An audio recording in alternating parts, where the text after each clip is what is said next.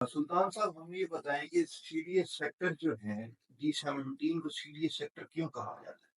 Sir, पहली बात ये है कि अगर आप लोकेशन देखें तो एक तो इस्लामाबाद के अंदर ही आता है और ये प्रॉपर मतलब अप्रूवल मिला हुआ सीडीएस है इसको। और फैसिलिटी वाइज़ भी देखें तो काफ़ी अच्छा जा रहा है। मतलब इस्लामाबाद के अंदर एक डेवलप सेक्टर है और मतलब इस्लामाबाद से एक साइड पे है थोड़ा। मतलब लोग कहते हैं कि यार थोड़ा दूर है या इस्लामाबाद से बाहर है, लेकिन फैसिलिटी वाइज़ देखें तो बहुत बेहतर है ये।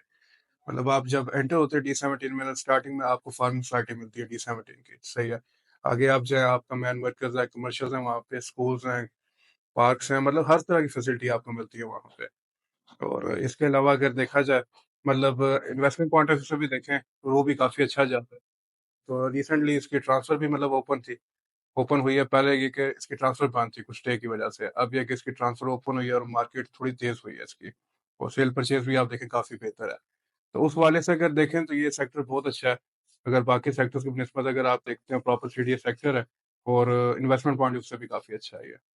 अच्छा, जो हमारा G17 बारगलाव्यू सोसाइटी है, सीडीएस सेक्टर है, इसकी अट्रैक्शन प्लेसेस इसको क्या ऐसी चीज अट्रैक्ट करवाती है कि यहाँ पर लोग इन्वेस्टमेंट करें? सर, अगर आप एक्सेस पॉइंट इसका देखते हैं तो एक तो इसको मोटरवे नज़दीक लगता है। इसके साथ एडब्ल्यूटी इंटरचेंज है, आपका डायरेक्ट एक्सेस है, आप शावर मोटरवे से आते हैं, इस्लामाबाद मोटरवे से आप इज़िली आ सकते हैं। इसके अलावा आपका मारगला रोड है, आप D12 से ऑलमोस्ट 10 मिनट्स के अंदर आप D17 पहुँच जाते हैं। तो अगर उस तरह देखें तो ये एक्सेस वाइज़ तो काफ़ी ईज़ी है, मतलब आप इज़िली उस तक पहुँच सकते हैं। तो उससे ये है कि काफ़ी बेहतर है सोसाइटी, इसके साथ आपका फिर ये है कि फैसिलिटी वाइज़ देखें तो काफ़ी अच्छा है, सिक्योरिटी वाइज़ भी हर तरीके से, हर लिहाज से अच्छा है ये। तो इस सेक्टर के अंदर जो है वो कमर्शियल एक्टिविटीज को देखें तो उसकी क्या पहचान है? सर, कमर्शियल में अगर आप देखें तो इस पे हाई राइज़ है एक सबसे बड़ा, जो इस पे पाइन हाइट्स है और काफ़ी अच्छा प्रोजेक्ट है। मतलब कई क्लाइंट्स जो बाहर से आते हैं ख़ास तौर पे, ठीक है? पाकिस्तान के अंदर जो अपार्टमेंट्स में कई लोग ये कि फ्लैट्स वगैरह में इंटरेस्टेड होते हैं, मतलब प्लॉट्स वगैरह पे इतना नहीं जाते। उनके लिए काफ़ी अच्छा वो प्रोजेक्ट है पाइन हाइट्स। और इसके अलावा फिर अपार्टमेंट्स आ जाते हैं, कमर्शियल है J7, ठीक है? वहाँ पे बना हुआ है J7-1 है, J7-2 है। ठीक है, इंडोर मॉल है, आपके शॉपिंग मॉल्स हैं उसके अंदर, जिसमें आपको जिम भी मिलती है, आपका फूड कोर्ट है वहाँ पे, गेमिंग ज़ोन है, हर चीज़ में टोटल फैसिलिटीज़ है वहाँ पे आपकी। तो इसके अलावा जो है वो जुनैद साहब आप बताएं कि G17 के अंदर प्राइसेस क्या जा रही हैं अपार्टमेंट्स की और प्लॉट्स की? 30/60 की बात करें तो इसकी प्राइस है इस टाइम पे 75 लाख से 80 लाख। और 35/70 पे जाते हैं तो उसकी प्राइस है इस टाइम पे 90 से 1 करोड़।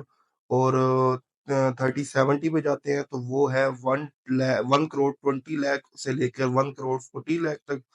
कनाल पे जाते हैं तो उसकी प्राइस है 1 करोड़ 80 से 2.25 करोड़ तक। ठीक है। तो अगर हम उससे ऊपर की साइज में जाते हैं, 2 कनाल में जाते हैं, तो 2 कनाल की जो प्राइस है वो मिनिमम क्या कहते हैं 3.25 3 करोड़ और 4 करोड़ तक जाती है। और अगर हम कमर्शियल में आ जाते हैं, फ्लैट्स में जाते हैं, तो फ्लैट्स में मुख्तलिफ है। पुराने फ्लैट्स में, ओल्ड कंस्ट्रक्शन में जाते हैं तो उनकी प्राइस डिफरेंट है, लाइक 40 लाख 35 लाख इस तरह। और अगर हम न्यू में आते हैं तो वहां पर प्राइजेस आ जाती हैं, अल्लाह का भला करे, almost 60 lakh 70 lakh. Pine height की बात करें तो पाइन हाइट एक अलग हाई राइज बिल्डिंग है, उसके अंदर कमर्शियल एक्टिविटीज नहीं है, वो सिर्फ एक रिहायशी फ्लैट बने हुए हैं। उसके अंदर अगर हम बात करें तो उसके अंदर दो तीन कैटेगरीज हैं, 1 बेड 2 बेड 3 बेड। तो 1 बेड की अगर हम बात करें तो वो 1 बेड खाली इस टाइम पे अल्लाह का भला करे ऑलमोस्ट 80 to 90 लाख के अंदर है। और अगर 2 बेड की बात करें तो 2 बेड के अंदर कैटेगरीज हैं, विंडोज बालकनीज वाली, तो उनकी प्राइसेस ऑलमोस्ट है 1 करोड़ 20 25 से 1 करोड़ 30 40 तक। और 3 बेड में जाते हैं तो वो ऑलमोस्ट चला जाता है 1 करोड़ 40 45 से 1 करोड़ 60 70 तक। तो यहाँ पर इस टाइम पे ये रेट्स जा रहे हैं। जैसा कि अभी आपने जिक्र किया कि जो मेन मरकज है वहां पर आपको 35 लाख से लेकर ऑनवर्ड आगे अपार्टमेंट्स की जो है वो प्राइसेस मिलती हैं। जी। तो आपने अभी तक ये नहीं बताया कि जो 35 लाख वाला है, 40 लाख वाला है, 45 लाख वाला है, इस अपार्टमेंट का साइज क्या होगा? फिर आपने पाइन हाइट का जिक्र किया, पाइन हाइट के अंदर आपने बताया तकरीबन 18-19 लाख का 1 बेड अपार्टमेंट मिलता है, उसके साइज का भी जिक्र नहीं किया। तो कंपैरिजन हम करना चाहते हैं। अगर हम पाइन हाइट के अलावा हाइट के दूसरे प्लाजों की बात करें तो इनके अंदर जो 1 बेड का साइज है वो अल्लाह को भला करे 445 475 स्क्वायर फीट का होता है 1 बेड। और 2 बेड की बात करें तो वो कमोपेश 800 स्क्वायर फीट पे चले जाता है। और अगर हम कंपैरिजन पाइन हाइट की करें तो पाइन हाइट इनसे थोड़ा सा बड़ा है साइज में, 1 बेड भी और 2 बेड और 3 बेड भी।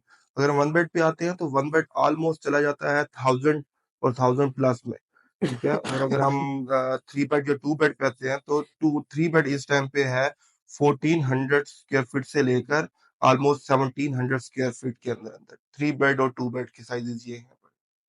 तो हमने सुना है कि D17 के अंदर कोई डैम भी है और वो भी एक अट्रैक्शन पॉइंट है पाइन हाइट के लिए, कमर्शियल के लिए और D17 के मेंबर्स के लिए। जी बिल्कुल, संडे मार डैम है।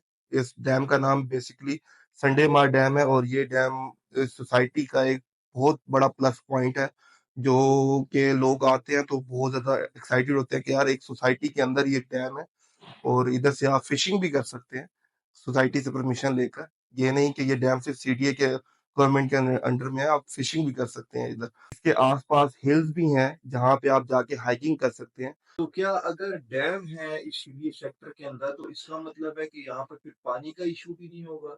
जैसे आप जानते हैं कि ओवरऑल इस्लामाबाद में पानी का इशू आपको मिलता है। अगर आप G13 चले जाएं, G15 चले जाएं, G14 चले जाएं, इवन है कि G10-4 में जहाँ पे लोग कहते थे कि नहीं है इशू, लेकिन अब वहां पे भी है। लेकिन अल्हम्दुलिल्लाह हमारे सेक्टर में संडे मार डैम है, जिसकी वजह से हमें एक प्लस पॉइंट ये भी है कि हम जो भी आता है, आप किसी के भी घर में जाए बोर हुआ होगा और ऑलमोस्ट 150 प्लस बोर होगा और उससे पूछने वो आपको बताएगा कि पानी का इशू नहीं है। यहाँ पर इस टाइम घरों की क्या प्राइसेस है? ब्रांड न्यू घर हो या 1-2 साल पुराने घर? घर तकरीबन जो 30/70 का है, 10 मरला से हम कंसिडर करते हैं, वो मिनिमम स्टार्ट होता है आपका 280 से 290 से, 2 करोड़ 80 लाख से 2 करोड़ 90 लाख तक। और अगर ब्रांड न्यू में अगर आप जाते हैं वो तकरीबन 3.5 करोड़ से लेके 4 करोड़ तक जाता है। वो डिपेंड लोकेशन पे करता है, कुछ कॉर्नर हैं, कुछ मतलब गली कॉर्नर होते हैं, कुछ मिड में आते हैं, इस तरह वो डिपेंड लोकेशन पे करता है। और इसके अलावा 40-80 आ जाता है आपका, ठीक है, 40/80 जो कि 14 मरले है।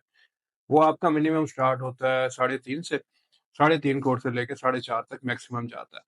और फिर 50/90 आपका 50-90 जैसे हम कनाल कंसिडर करते हैं, वो तकरीबन आपका स्टार्ट होता है 5 करोड़ से लेके 6-6.5 करोड़ तक जाता है। तो मतलब उस पे काफ़ी सारी कंस्ट्रक्शंस था कि कुछ पुरानी कंस्ट्रक्शन है, कुछ नहीं है। मतलब पुरानी कंस्ट्रक्शन में आप जाएँ तो आपको मतलब रीज़नेबल रेट मिल जाता है। और अगर आप नई कंस्ट्रक्शन में जाते हैं तो आजकल कंस्ट्रक्शन रेट्स आपको पता है क्या चल रहा है। तो उस हिसाब से जो मार्केट रेट चल रहा है, उस पे वो घर आपको ईज़िली मिल जाता है।